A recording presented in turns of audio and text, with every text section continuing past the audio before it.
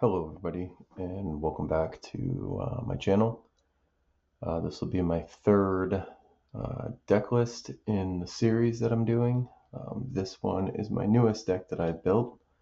It is the Lord of the Nazgul deck.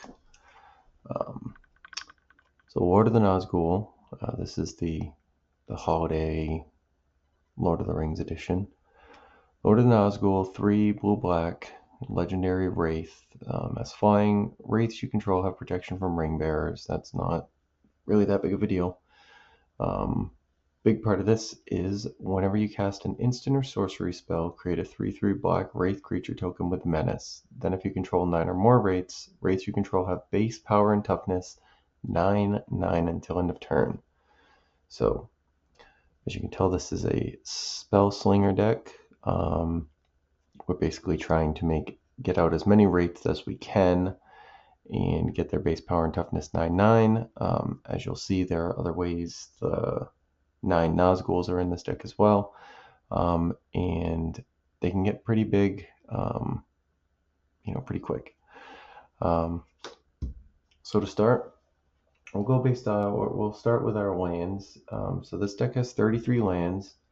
I believe it's 21 of them are basic, so I think I have 9 islands and 12 swamps.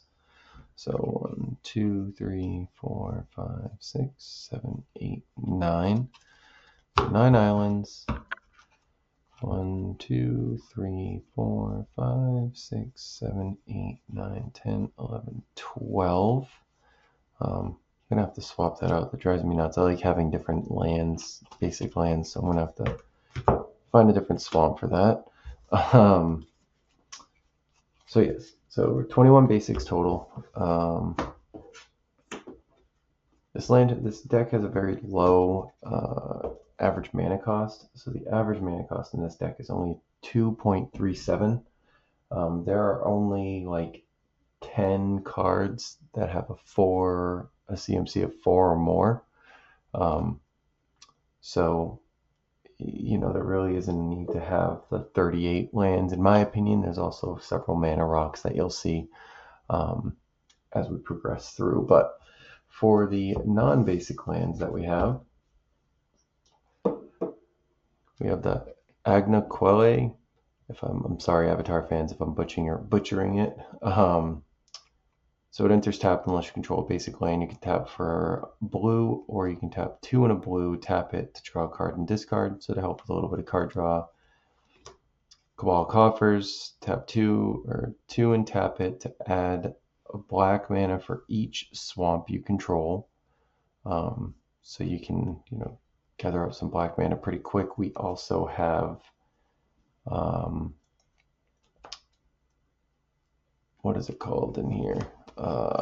Yes, Urborg, Tomb of Yawgmoth in here. So each land is a swamp in addition to its other land types. So, this with this, and then we also have Cryptcast. You can really start pumping some mana. Command Tower, Accursed Duneyard. This was from the Aether Drift zombie bundle, or the zombie pre-con. That deck, actually, I still have several of those cards. I built my own zombie deck and pimped it out. That was really my first deck that I had really kind of souped up. The first deck I actually got when I got back into playing Magic last year, or actually earlier this year. Jesus, it feels like I started playing when I was younger, and I played like in the early days of Magic, and then I just dropped out of playing it for like 30 years. And then one of my buddies got back into playing, and he convinced me to play, and now I spend all my money on cardboard. But the first deck I actually played, the first pre-con I bought, was one from Murders of Karlov Manor. And it was a deck where the primary mechanic utilized was Morph. And I hadn't learned really how to any of the mechanics at that point. I only knew the very basic ones, you know, trample, flying, haste, first strike, you know, all those things. I didn't know any of these new morphs and um, you know, other concepts, so I didn't really feel comfortable using it. So I got myself a little easier of a deck to use. Um, and then it just took off once I understood how to play and started pulling packs. I got hooked again. With the Icarus Doonyard, taps for a colorless, but you can tap 2 and tap it to regenerate target Shade, Skeleton, Spectre, Spirit, Vampire, Wraith, or Zombie. So Murkwater Pathway and Clearwater Pathway, great modal double facing card. Fix your mana, whatever you need. I usually just leave it as a swamp. I think the last time I played I needed it as a swamp, so Shipwreck Marsh,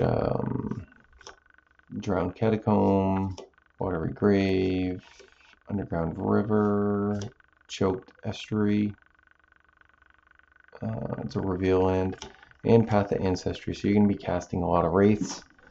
This is a Wraith tribal deck, so you know, get that Scry. Get that Scry 1 ability. So we'll start with a smaller pile. Enchantments.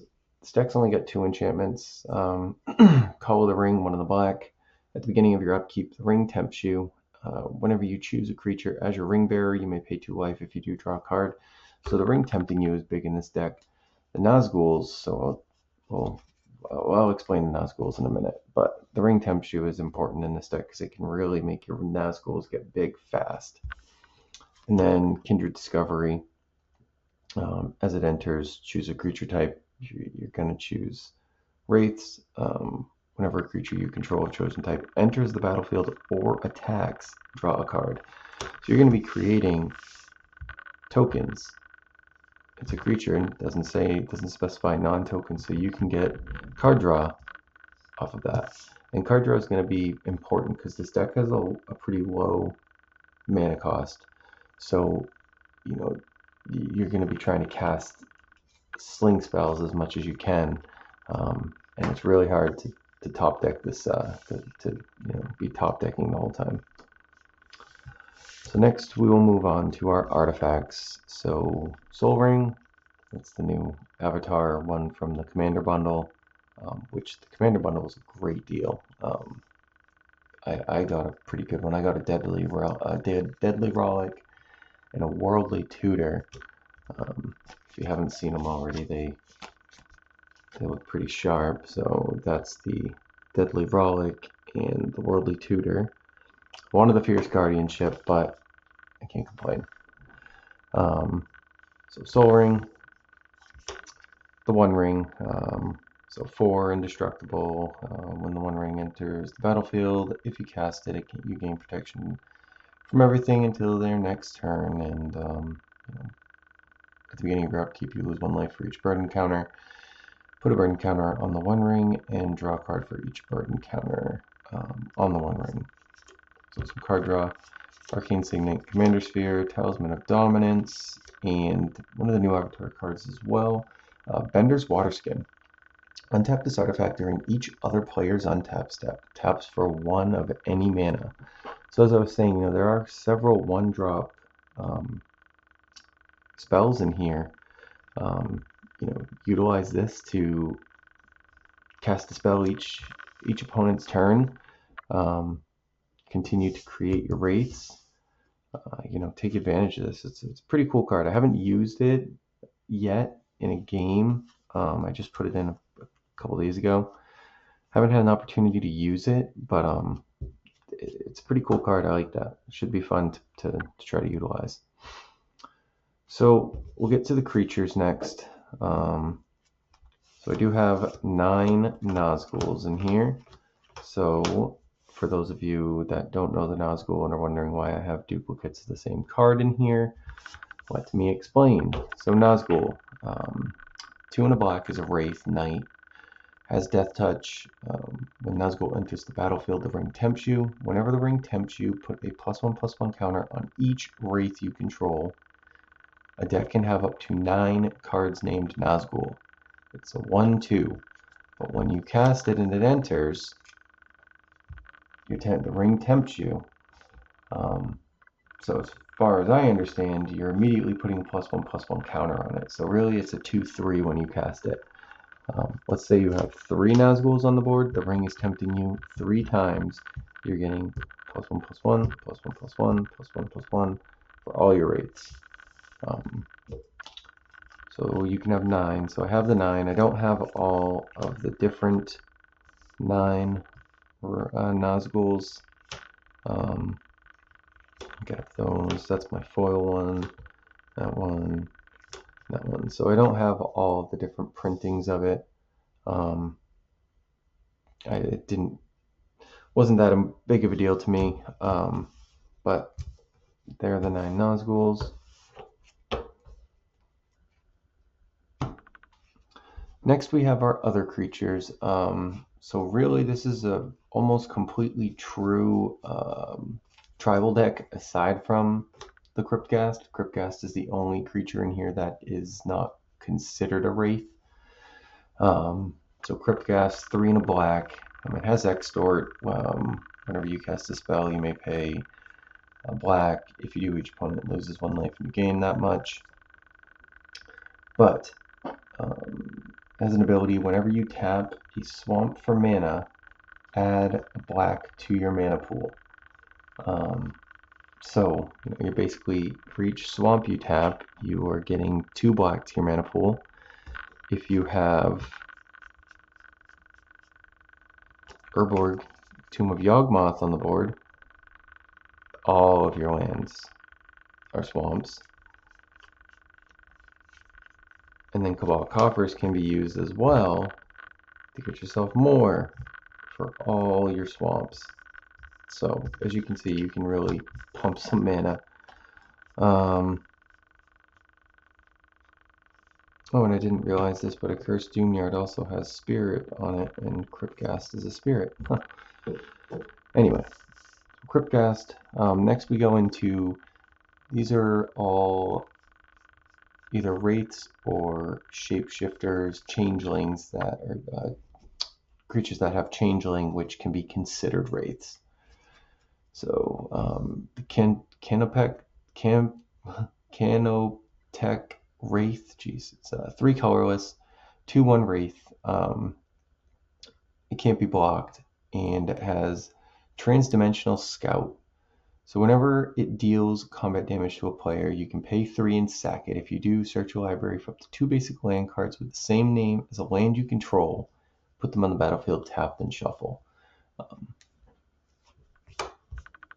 Need a little mana fixing or something with, you can utilize a Transdimensional Scout and get yourself a couple basic lands. Alright, Wraith King, or Witch King, Bringer of Ruin, 4 black for a legendary Wraith, has flying, it's a 5/3, whenever it enters and whenever it attacks, defending player sacrifices a creature with the least power among creatures they control. Kinda gross. Metallic Mimic, 2 colorless, 2/1 Shapeshifter. When it enters the battlefield, choose a creature type. It is the chosen type in addition to its other types, and each other creature you control with the chosen type enters the battlefield with a +1/+1 counter on it. Universal Automaton is a 1-drop Changeling. It's a 1/1. It's a Shapeshifter. It's another creature you can consider a Wraith. Witch King of Angmar, 3 black for a legendary Wraith Noble, 5/3 with flying. Whenever 1 or more creatures deal combat damage to you, each opponent sacrifices a creature that dealt combat damage to you this turn. The ring tempts you. You can discard a card to give it indestructible until end of turn and tap it. Ring Wraiths, 4 black for a Wraith Knight, 5/5. When it enters the battlefield, target creature an opponent controls gets -3/-3 until end of turn. If that creature is legendary, its controller loses 3 life. So giving -3/-3 to a creature, that's going to deal a lot of damage and possibly kill a couple of creatures on that, or at least some creatures on the opponent's board to deal, -3/-3 on opponent's board. Usually they have something you'll be able to take out by giving it -3/-3. Whenever the ring tempts you, you can return it from your graveyard to your hand. Barkform Harvester is 3 colorless for a 2/3 shapeshifter with changeling. It has reach, which is neat, but also you can tap 2 to put target card from your graveyard on the bottom of your library. So let's say you cast something and you pull mystical tutor or something, and you want to be able to tutor for that. Tap 2, put that card from your graveyard that you've already cast into your library at the bottom, cast it, now you can fetch it again. Moth Dust Changeling for a blue shapeshifter with changeling, a 1/1, tap an untapped creature you control, it gains flying until end of turn. So that's actually pretty cool, because if you now, let's say all your Wraiths are 9/9s, base power and toughness, and this is like a 14/14 with all the +1/+1 counters you're putting on it, tap another creature, and now if the opponent doesn't have any creatures with reach or flying, you're hitting in for 13, 14, however much in the air, and they can't do anything about it. And then lastly, the Changeling Outcast.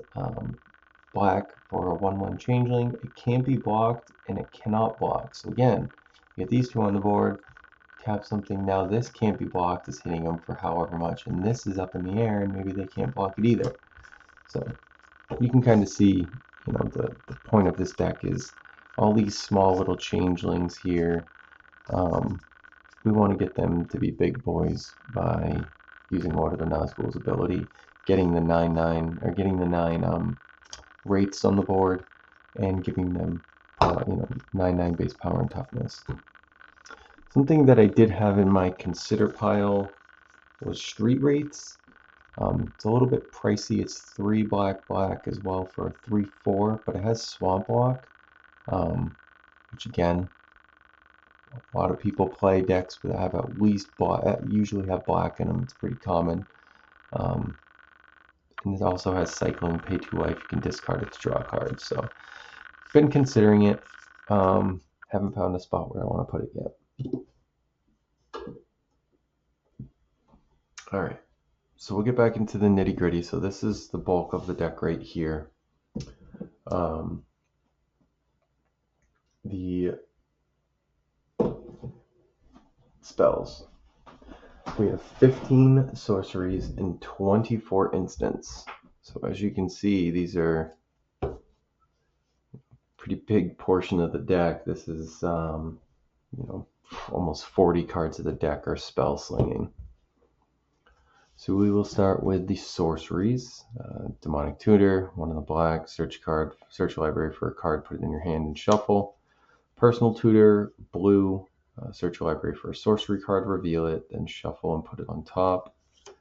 Irenicus Vile Duplication, 3 in a blue. Create a token that's a copy of target creature you control, except the token has flying and isn't legendary if the creature it's copying is legendary. So make yourself 2 Lord of the Nazguls. Now every time you cast an instant or sorcery, you're making 2 3/3 black Wraiths with Menace. Reanimate, black, put target creature card from your graveyard onto the battlefield under your control. Lose life equal to its mana value. Lord of the Nazgul gets killed. Put him in your graveyard, cast Reanimate. Instead of paying 7 with the commander tax, you're just losing 5 life, using your life as a resource. Alright, Deluge, Toxic Deluge, 2 in a black. Has an additional cost to spell, pay X life. All creatures get -X until end of turn. Pseudo board wipe. But if all of your Wraiths are 9/9s with base power and toughness 9/9, you could clear the board and everything's dead and your Wraiths survive. So it fits in here very well. Birthday Escape, for a blue, draw a card. The ring tempts you. It's a nice version too. I really like the art and the border jobs they did on these cards.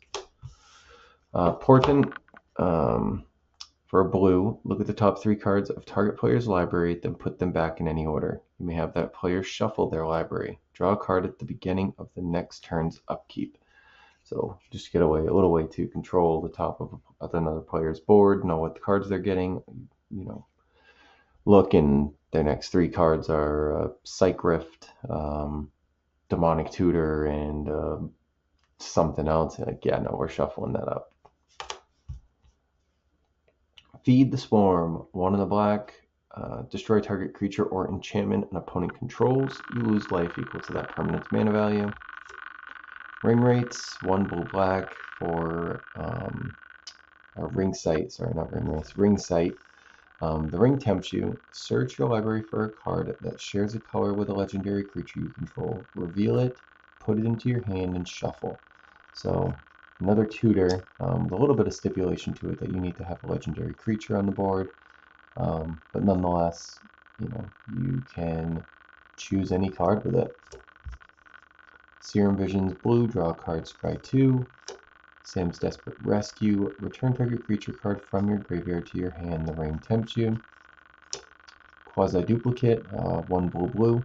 Create a token that's a copy of target creature you control and has a jump start. You may cast it from your graveyard by discarding a card in addition to paying its other mana cost and exile it. So again, another way to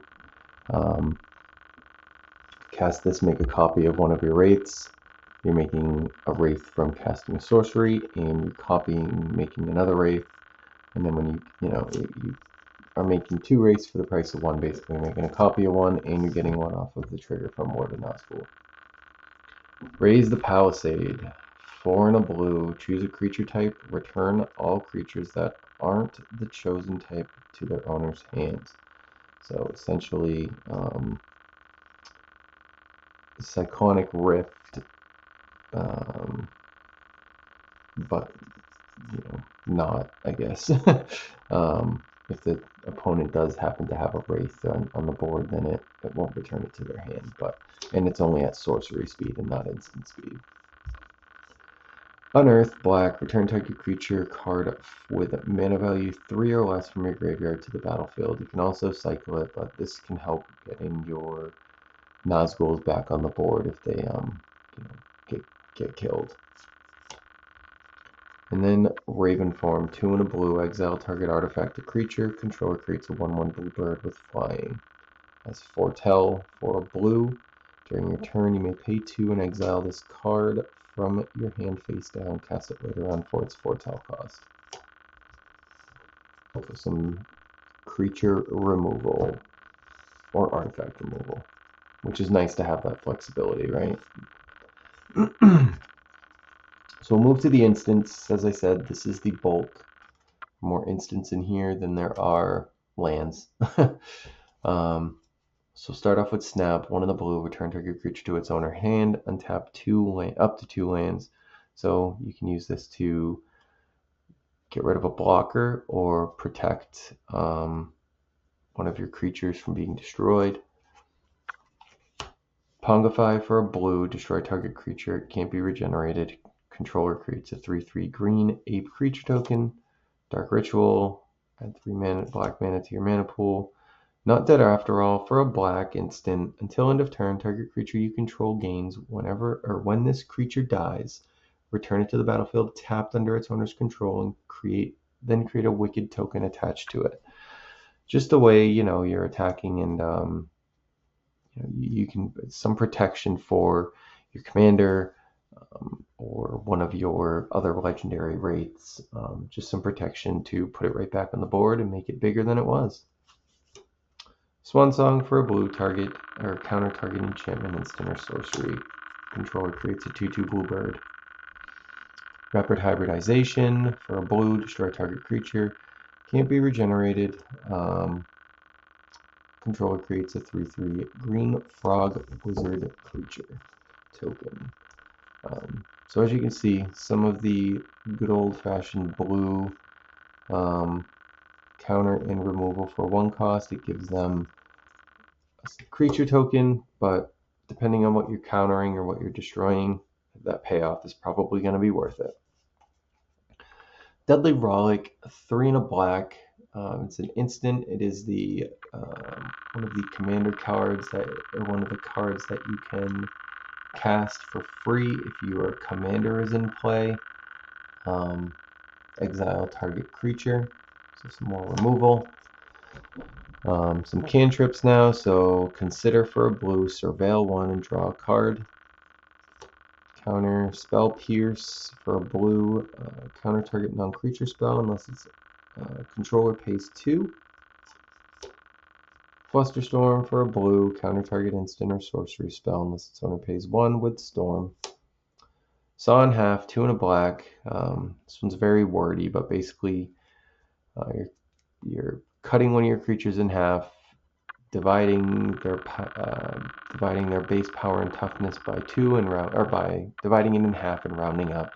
So if you split a Nazgul, you're cutting 1, 2 in half and rounding up. So it turns into a 1/1, but you end up with 2, and the ring tempts you twice, getting all those ring tempts you benefits. But saw in half, the way it verbed, it says, destroy target creature. If that creature dies this way, its controller creates 2 tokens that are copies of that creature, except their power is half that creature's power and their toughness is half that creature's toughness. Round up each time. Tragic Slip for a black. Target creature gets -1/-1 until end of turn.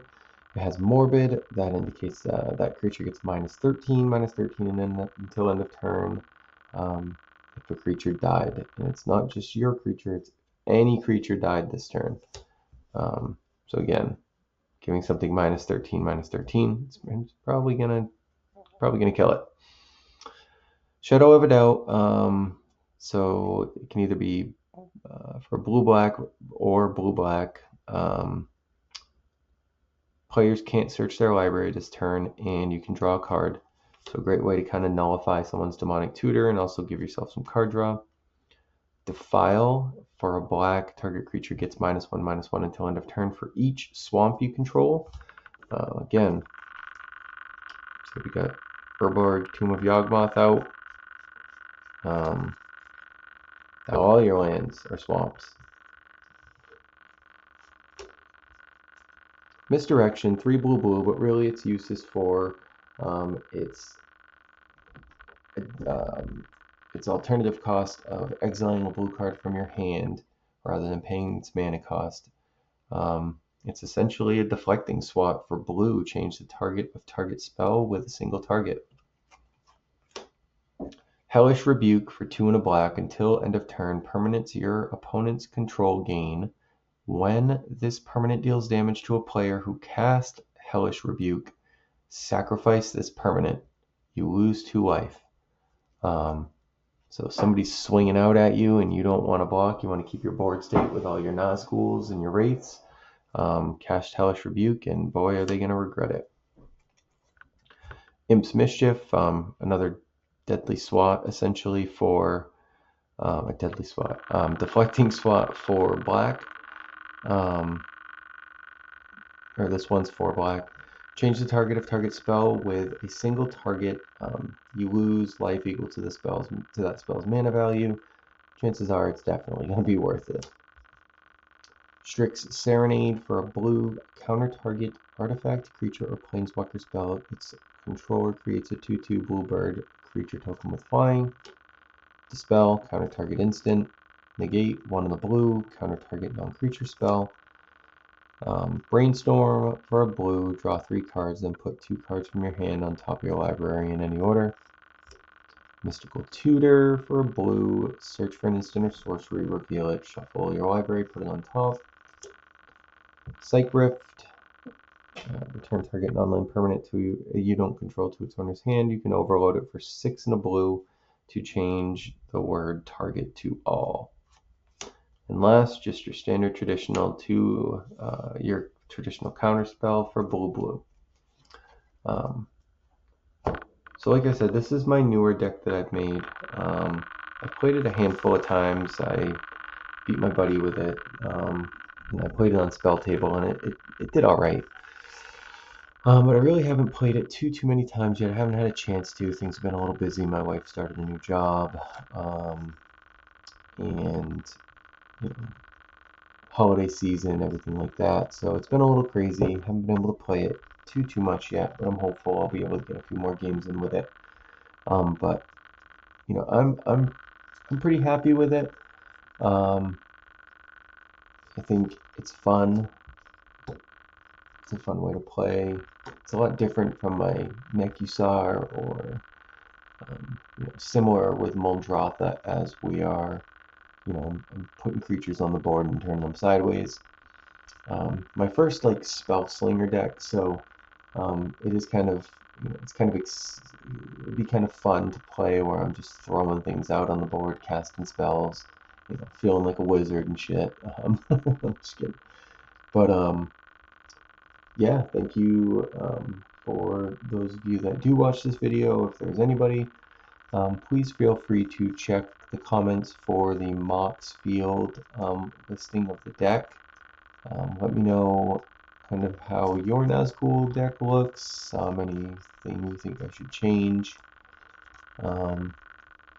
Again, I think this deck looks pretty fun. I've played it a few times and it's been fun when I've been able to get a card draw engine on the board. I will say that's one thing, is card draw, if you don't have an engine on the board, if you're not getting the Call of the Ring or Kindred Discovery or pulling those cantrips and you're sitting there just with a handful of sorceries and you can't get Lord of Nazgul on the board, kind of in trouble. But I'll continue to play this, kind of see how it goes.